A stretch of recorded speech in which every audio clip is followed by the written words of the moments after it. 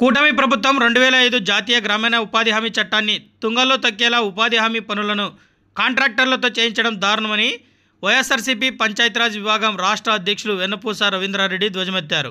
పలువురు వైఎస్ఆర్సీపీ సర్పంచులు, ఎంపీపీలు, ఎంపీటీసీలతో కలిసి సోమవారం మధ్యాహ్నం రాయదుర్గం పట్టణంలో జిల్లా కలెక్టర్ డాక్టర్ వినోద్ కుమార్ను కలిసి హైకోర్టు తీర్పును యథావిధంగా అమలు పరచాలని కోరారు.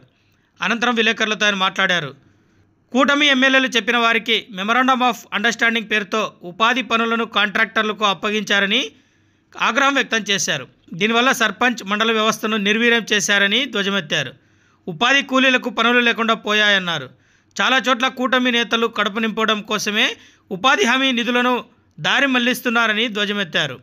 తక్షణమే కూటమి ప్రభుత్వం తన విధానాలను మార్చుకోవాలని, హైకోర్టు తీర్పును యథావిధిగా అమలు పరచాలని ఆయన డిమాండ్ చేశారు.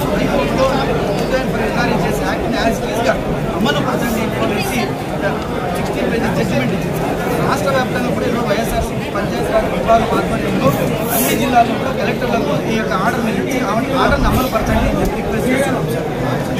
వైఎస్ఆర్ కాంగ్రెస్ పార్టీ పంచాయతీరాజ్ విభాగం ఆధ్వర్యంలో రాష్ట్ర వ్యాప్తంగా కూడా ఏదైతే హైకోర్టు ఇచ్చినటువంటి జడ్జిమెంట్ను అమలు చేయండి, 2005 ఉపాధి హామీ ఎన్ఆర్ఈజీఎస్ చట్టాన్ని యాజ్ టీజ్గా అమలు పరచండి, ఈ యొక్క ఎన్ఆర్ఈజీఎస్ చట్టాన్ని తుంగలోకి తెక్కి ఏదైతే సర్పంచుల వ్యవస్థను, మండల పరిషత్ వ్యవస్థను ఇక గొంతు కోసేటువంటి పద్ధతిలో స్థానిక శాసనసభ్యులు, తెలుగుదేశం పార్టీ కూటమి నాయకులు చెప్పినటువంటి వ్యక్తులకు మెమరాండమ్ ఆఫ్ అండర్స్టాండింగ్ పేరిట కాంట్రాక్టర్ల పేరుతో లక్షల రూపాయలని ఈరోజు ప్రొసీడింగ్స్ రాసి వాళ్లకు పప్పు బెల్లాలుగా మాదిరిగా పంచిపెట్టడాన్ని వైఎస్ఆర్ కాంగ్రెస్ పార్టీ తీవ్రంగా ఆక్షేపిస్తూ, ఖండిస్తూ దీని మీద హైకోర్టులో ఛాలెంజ్ చేయడం జరిగింది.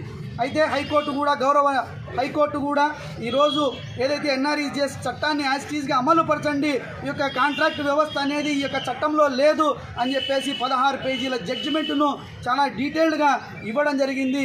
దయచేసి ఇక తెలుగుదేశం పార్టీ యొక్క కూటమి ప్రభుత్వాన్ని ఈరోజు సర్పంచులు, ఎంపీపీలు రాష్ట్ర వ్యాప్తంగా కూడా ఒక్కటే డిమాండ్ చేస్తున్నాము. వైఎస్ఆర్సీపీ పంచాయతీరాజ్ విభాగం తరఫున అయ్యా ఏదైతే గ్రామ సభల్లో తీర్మానం పెట్టి ఆ యొక్క తీర్మానాన్ని గ్రామ పంచాయతీ పాలకవర్గం ఆమోదించిన తర్వాత, మండల పరిషత్ ఆమోదించిన తర్వాతనే దాన్ని ఎగ్జిక్యూట్ చేయాలని చెప్పేసి కూడా ఈ సందర్భంగా మేము డిమాండ్ చేస్తున్నాం. చాలా చోట్ల తెలుగుదేశం పార్టీ కూటమి నాయకుల యొక్క కడుపు నింపడానికే ఈ యొక్క ఎన్ఆర్ఈజీఎస్ నిధులన్నింటినీ కూడా మళ్లిస్తున్నారని చెప్పి కూడా ఈ సందర్భంగా తెలియజేస్తున్నాం. ఈ యొక్క రాష్ట్రంలో దాదాపు 2,75 లక్షల పని దినాల్ని ఈరోజు రాష్ట్రంలో ఈ యొక్క కూటమి నేతలు కాంట్రాక్టర్లుగా అవతారం ఎక్కి ఈరోజు దోచుకునేటువంటి ప్రయత్నంలో భాగంగా 2,79 లక్షల పని దినాల్ని ఈ రాష్ట్రంలో ఉపాధి హామీ కూలీలు కోల్పోయినారు.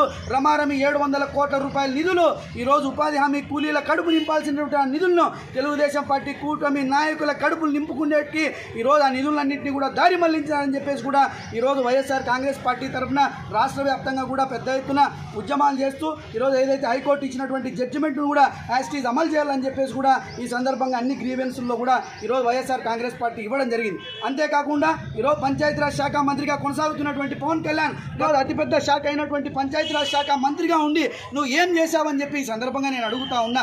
సాక్షాత్తు నీ ముఖ్యమంత్రి చంద్రబాబు నాయుడు నీ మంత్రివర్గ సమావేశంలో నీకు 10వ ర్యాంకు వచ్చింది, ముద్దపప్పు అని చెప్పుకునేటువంటి లోకేష్ కంటే నువ్వు అధ్వానంగా ఉన్నావు, నీకు 10వ ర్యాంకు కేటాయిస్తానని చెప్పి కేటాయిస్తే ఈ రోజు కూడా జనసేన నాయకులు కానీ, ఈ రోజు కూడా పవన్ కళ్యాణ్ కానీ, ఈ రోజు కూడా నాదెండ్ల మనోహర్ కానీ ఎక్కడ కూడా చిన్నగా ఖండించినటువంటి పాపాన పోలే. ఎందుకు పవన్ కళ్యాణ్ మీకు మీ పార్టీ నాయకులకు ఎందుకు నోరు పెగలేదని చెప్పి ఈ సందర్భంగా వైఎస్ఆర్ కాంగ్రెస్ పార్టీ తరఫున ప్రశ్నిస్తాను. అంటే నువ్వు చేతగాని అసమర్థుడు అని చెప్పి ఈరోజు తెలుగుదేశం పార్టీ ముద్ర వేస్తే దాన్ని నువ్వు ఆమోదిస్తున్నావా? ఈరోజు ప్రజలందరికీ కూడా చెప్పాల్సినటువంటి బాధ్యత నీ ముందుందని చెప్పి కూడా ఈ సందర్భంగా తెలియజేస్తాను.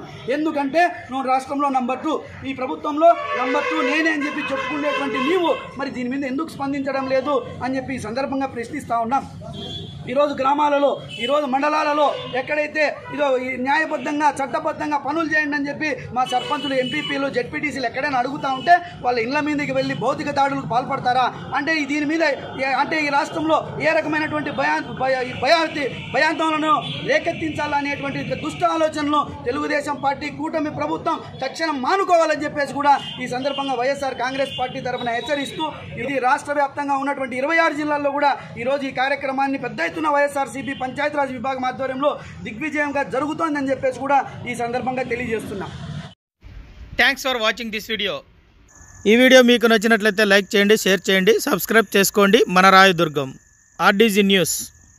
మా లేటెస్ట్ న్యూస్ అప్డేట్స్ కోసం నోటిఫికేషన్లు రావడానికి బెల్ బటన్ని యాక్టివేషన్ చేసుకోండి.